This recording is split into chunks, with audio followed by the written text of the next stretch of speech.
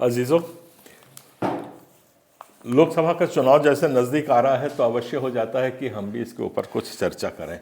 मैं ये विशेष तौर से अपने समाज के लोगों के लिए ये उद्बोधन दे रहा हूँ और उसमें सीधी सीधी बात ये करते हैं कि हम लोगों ने ये पार्टी बनाई क्यों, आज ईसाई समाज ने पार्टी क्यों बनाई है, उस पर थोड़ी सी 2 मिनट की चर्चा कर लेते हैं। सबसे पहली बात आप ये सोचिए समझिए कि आज ईसाई समाज के पास ऐसी पोजीशन है कि हर एक पार्टी हमको लताड़ती है। इसमें ज़्यादा मेरे को और जाने की ज़रूरत नहीं है। तो अब इसका उपचार क्या है? एक बात ये समझने की तो मुझको भी आती है और आपको भी आती है कि हम ईसाई समाज कोई सीट जीत नहीं सकता। ये आपको भी मालूम है, मुझको भी मालूम है। हम अपना बहुत अच्छा, परमेश्वर की आशीष रही तो हो सकता है एक आध मेंबर ऑफ पार्लियामेंट पहुंच जाए, हो सकता है 1 या 2 हमारे एमएलए पहुंच जाए, पर ये सबसे होगा भी क्या? कुछ नहीं होने वाला है। अगर 2 मेंबर ऑफ पार्लियामेंट या 2 हमारे एमएलए अगर विधानसभा में चिल्लाते भी रहेंगे तो उनकी कोई आवाज़ दबेगी नहीं। पर हमारे जो एक्सरसाइज ये है, जो करने का मतलब है, आज हमको अपनी बार्गेनिंग पावर, सौदा करने की शक्ति को बढ़ाना है। सौदा करने की शक्ति से मेरा मतलब है, जिस दिन ईसाइयों के 5-6 लाख वोट एक तरफ पड़ जाएंगे, उस दिन हर पार्टी आपके सामने झुकेगी, हर पार्टी आपसे बात करेगी। आपकी बात आपको असेंबली में रखने की जरूरत नहीं पड़ेगी, वो खुद अपनी आप हमारी बात वो लोग उठाएंगे, क्योंकि उनकी मजबूरी हो जाएगी कि आज 5 लाख का समूह है जो एक तरफ वोट करता है, 6 लाख लोगों का समूह है, तो हम इनको नाराज नहीं कर सकते। ये हम लोगों को करना है और इसीलिए हम लोगों ने ये पार्टी बनाई है। इसमें क्या है, बहुत आलोचना मैंने देखी है, हमारे अंदर कई लोग कर रहे हैं। 50 बातें आती है, अरे जीत सकते नहीं और पार्टी बना ली। अरे भाई, पार्टी चलो नहीं बनाते हैं तो आप कांग्रेस में जाके देख चुके हैं, बीजेपी में जाके अभी भिलाई में देख ही रहे हो क्या क्या हो रहा है। तो ये तो हमको इस मुद्रा से बाहर निकलना है।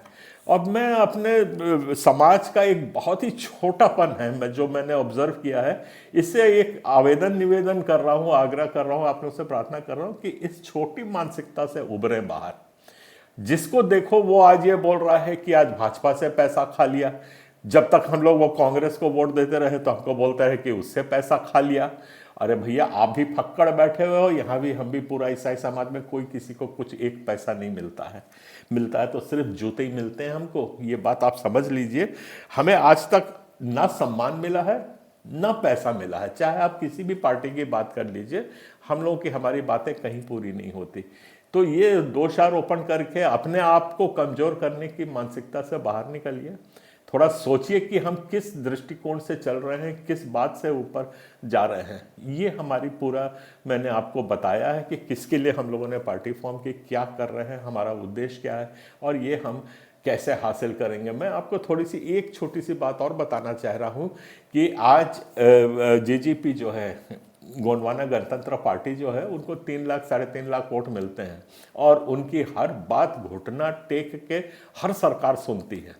और आज हम लोग 20 लाख होकर के भी अपनी एक बात नहीं मनवा पा रहे हैं। इस पर थोड़ा सा मनन करिएगा।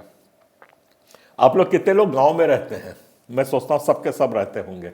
मैं भी गांव से ही आता हूँ, मेरा भी पूरा खेती बाड़ी का ही परिवार था। एक बात मुझको मालूम है, मेरे नाना दादा लोग जो करते थे, तो जो हमारा एक बैठक का कमरा होता था जहाँ पे मेहमान आते थे उनको बिठाते थे, उसका तो नीचे दरी में बैठते थे, एक ही वो सोफा दीवान रहता था, बाजवट कहते थे उसको, एक बाजवट रहती थी और बाकी सब नीचे दरी रहती थी, उसमें बैठते थे। तो वो कमरा जो होता था, उसमें क्या करते थे हमारे दादा परदादा लोग, वो जो अंदर आने का कमरा होता था उसकी जो दरवाजे की सिल होती थी उसको बहुत छोटा नीचे करते थे। आदमी 6, तो मैं एक बार अपने नाना से पूछा कि नाना, आदमी लोग आते हैं वो 5-5 फीट का, अपनी 4.5-5 फीट की बनाई है। कहता बेटा, ये इसलिए बनाई है कि जो कोई भी मेरे घर में आएगा वो सिर झुका के ही आएगा, इसलिए हमने ये दरवाजे की चौखट को छोटा रखा है करके। ऐसे ही आप अपने समाज की चौखट को छोटा करिए कि जो कोई आपके पास आए सिर झुका करके आए। ये हमारी इच्छा है, ये हमारा लक्ष्य है कि हमारे समाज के पास जो आए वो चौखट में दंडवत करे फिर अंदर आए हमसे बात करे। मैं इस तरीके इसके लिए मैं प्रयासरत हूँ, बिल्कुल काम कर रहा हूँ। इसमें आप लोग सहयोग देंगे तो हम आगे बढ़ेंगे। मेरी भी कोई बहुत ज़्यादा अब समय रह नहीं गया है, मैं 25 साल से काम कर रहा हूँ, 2 4 5 साल और मेरे हाथ पांव चलेंगे। इसके आगे किसी ना किसी को तो बागडोर उठानी है।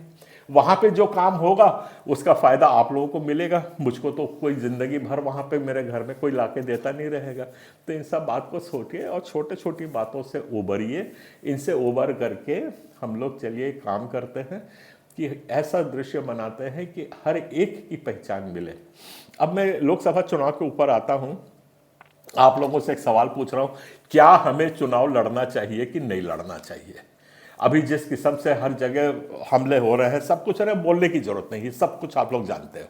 मेरे को कमेंट बॉक्स में हमारे पास 22 22 23 ग्रुप्स है, उसमें सब में आप पोस्ट करके बताइए कि हमको चुनाव लड़ना चाहिए कि नहीं लड़ना चाहिए, और लड़ना है तो कैसे लड़ना है।